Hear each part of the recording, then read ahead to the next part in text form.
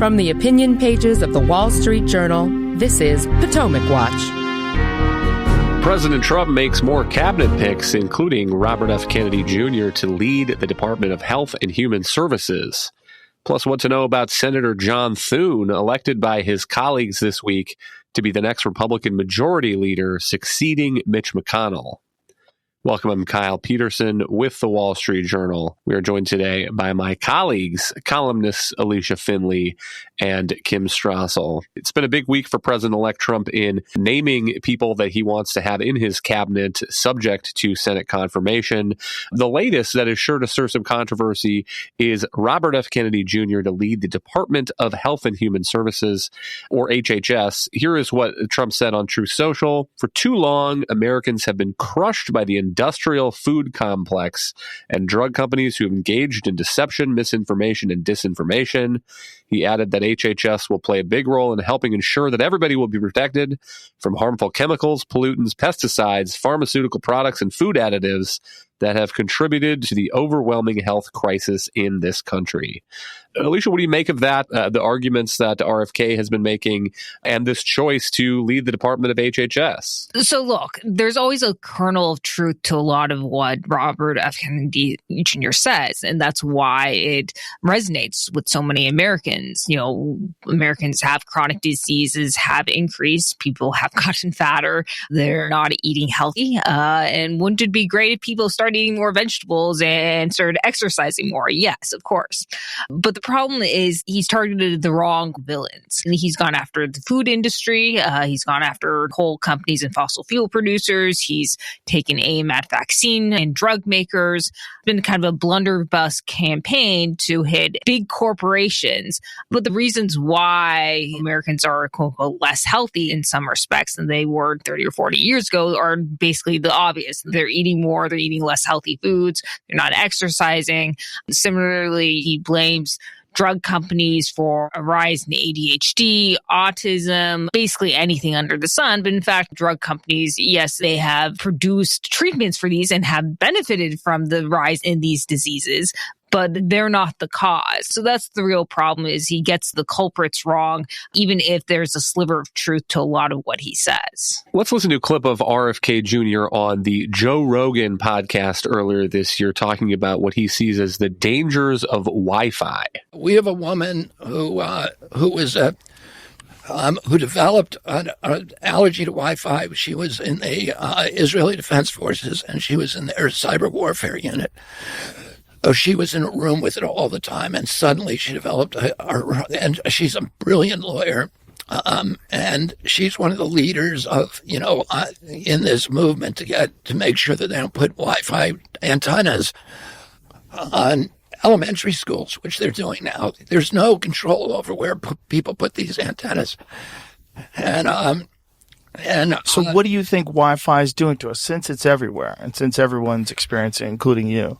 What do you think it's doing to us? I think it degrades your mitochondria.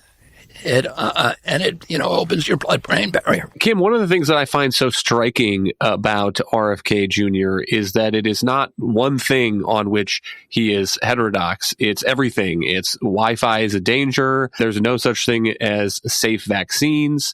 Lately, he's been talking about fluoride, taking fluoride out of the water, anti-genetically modified organisms. And to the point that Alicia is making, it's almost from a perspective that I would put on the left, Bernie Sanders type approach of it's big business, it's big government, everybody's on the take, everybody's on the make, they're pulling one over on the regular Joes, regular people, and I'm going to break through and show the evidence that we're being harmed by all of this stuff that is a pretty key part of modernity, if you ask me. I see two huge issues with RFK's nomination, and both of them get to the underlying notion that he and his views are antithetical to the things that Donald Trump and the conservative movement claim to believe in. The first is what you're mentioning here about these conspiracy theories. And they go everywhere. I mean, it's from GM food, as you noted, even though we have plenty of signs to show that it's safe.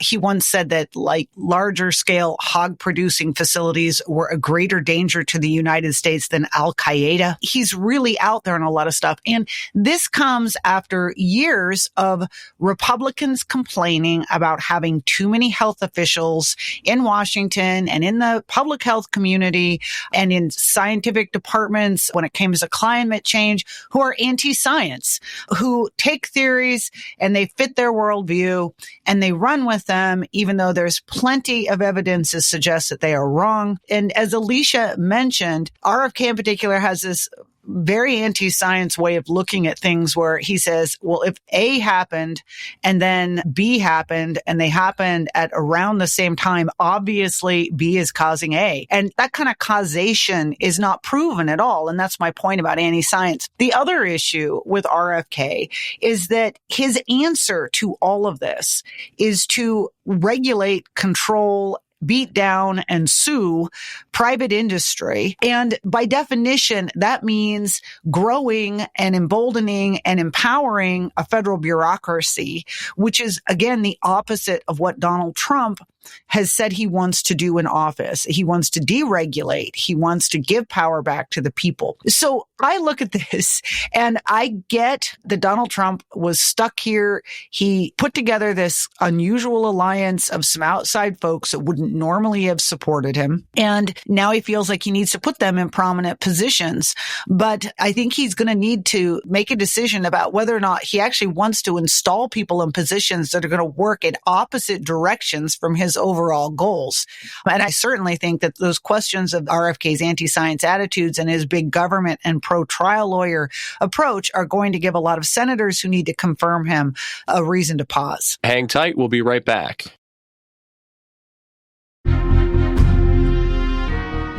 Welcome back. Another proposal from Kennedy that I would highlight is he said earlier this year that with tax revenue from cannabis products, he would create wellness farms, drug rehabilitation farms in rural areas all over this country. I'm going to make it so people can go if you're convicted of a drug offense. If you have a drug problem, you can go to one of these places for free. And as he described it, there would be no screens. The people on the wellness farms, some of them are trying to get off antidepressants or antipsychotics, would be growing their own organic food and so forth. And Alicia, to the point about a nominee who's at cross purposes with President Trump's agenda, a couple other things I would mention is that RFK Jr. has been pretty strongly pro-choice in the past, and he has pretty strongly argued for more government intervention in healthcare, talking about a public option, maybe eventually single-payer healthcare as a goal of the healthcare system. And the Department of Health and Human Services includes a lot of agencies. One of them is the Food and Drug Administration. Another is the Centers for Disease Control and Prevention, the Centers for Medicare and Medicaid Services. And to the extent that there's any choices, decisions, leeway, discretion in the way those agencies are run in terms of abortion policy, in terms of waivers that states want to run their state programs somewhat differently than the federal programs, it seems to me that President Trump would want a nominee who shares his views on healthcare overall and on abortion. Right. Well, I think the Robert F. Kennedy pick was really just in keeping with his idea we need to blow this up. We need to blow up the bureaucracy and unleash someone who wants to destroy the bureaucracy. I think you make a couple of good points here. And a lot of things you mentioned addiction, that he has proposed these rehab centers that are kind of like communes where people would go and they do some organic farming, which seems a little nutty, though. A lot of the rehab facilities are actually in rural areas. And if Robert F. Kennedy were just to focus on these discrete issues about trying to help people wean themselves off of, opioids and improve treatments, that would be fine, right? The problem is that's not how he plans to use his bully pulpit, and that isn't how he has been using his bully pulpit. There's a big open question of how he would exercise his power if he were in charge of all these agencies, as you point out. Now, the FDA, CMS, the NIH, their respective leaders usually make the decisions for those agencies. The buck stops with them. But the HHS secretary can overrule them if he or she were to want it to. And you have seen that in the past. You saw that with Kathleen Sebelius, who oversaw, some CMS Medicare payments. And from what I've heard, a lot of the decisions in HHS under Biden were really being dictated out of the White House because the HHS secretary, Xavier Becerra, really didn't have any experience in healthcare. But my concern is that he's not just going to bring some transparency to the agencies, which is what some of the Republican supporters want, and try to impose some reforms to cut the bureaucracy, which is also needed. I'm not even sure he would be able to manage the bureaucracy. He wouldn't have the trust of anyone. And even if he were to try to, shine some light on what he would call corruption or wrongdoing, I don't think he would have any credibility with the public, which is the broader problem. So many Americans don't put any credence in anything he says, and he would just sow more public distrust in the institutions that have really taken a hit under President Biden during the pandemic. And maybe this attitude of burn it all down that Alicia describes is the thinking behind this pick. But Kim, I would make a comparison to our previous conversations about Matt Gaetz as the Attorney General, because many people have reasonable skepticisms about what has been happening over the past 4 and 8 years in the Justice Department, in the FBI. I think the same is true in the Department of Health and Human Services. Many lessons that can be drawn from the failures of the Centers for Disease Control and Prevention, for example, coming out of COVID-19. But if President Trump is intent on pushing those kinds of reforms and remaking those agencies, then you really need someone who is arms deep in those issues and has the management skill and the expertise to bring along the bureaucracy, even when the bureaucracy doesn't want to be brought along. And I think that's part of what is at issue with both of these nominees, is you have people who would go into those departments without the credibility and maybe the expertise to get the job done that I think President Trump and many Trump voters want done. That's a really, really good point. This is what we know from Washington is it's all fine and good to complain about the bureaucracy,